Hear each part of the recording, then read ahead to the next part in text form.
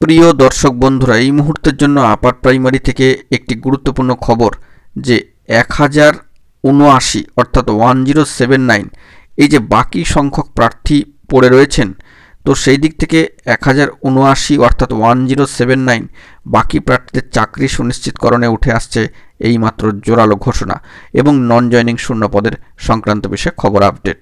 তো আর্জেন্ট ভিত্তিতে ভিডিওটা তাই আপনাদের জন্য ক্রিয়েট করতেই হচ্ছে। ভিডিওটিকে শেষ পর্যন্ত ওয়াচ করবেন, কোনোভাবে স্কিপ করবেন না, চ্যানেলটিকে সাবস্ক্রাইব করে সঙ্গে থাকবেন। বন্ধুরা, এই মুহূর্তে দাঁড়িয়ে 1543 জন প্রার্থীর ডাক হয়ে গিয়েছে থার্ড কাউন্সিলিং থেকে। বাকি পড়ে থাকা প্রার্থীর সংখ্যা কার্যত 1079 অর্থাৎ 1079 সংখ্যা। তো এই সংখ্যক প্রার্থীর চাকরি সুনিশ্চিতকরণের ক্ষেত্রে এইমাত্র জোরালো ঘোষণা কিন্তু দিয়ে দেওয়া হয়েছে। জোরালো ঘোষণা দেওয়া হয়েছে পশ্চিমবঙ্গ আপার প্রাইমারি চাকরি প্রার্থী মঞ্চ তথা সম্মানীয় সভাপতি সুশান্ত ঘোষ মহাশয়ের তরফ থেকে।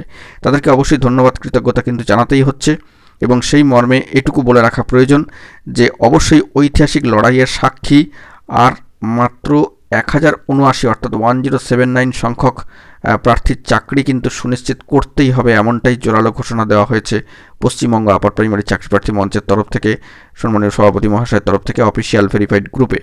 এবং নন জয়নিং সংক্রান্ত বিষয়ে, শূন্যপদ সংক্রান্ত বিষয়ে যে খবর আপডেট উঠে এসেছে যে থার্ড কাউন্সিলিংয়ের ক্ষেত্রে কোনো নন জয়নিং পরিসংখ্যান কিন্তু যুক্ত হয়নি। কার্যত এটি ফোর্থ কাউন্সিলিংয়ের ক্ষেত্রে জয়েন হওয়ার কিন্তু একটা সম্ভাব্য ইঙ্গিত দেওয়া হচ্ছে।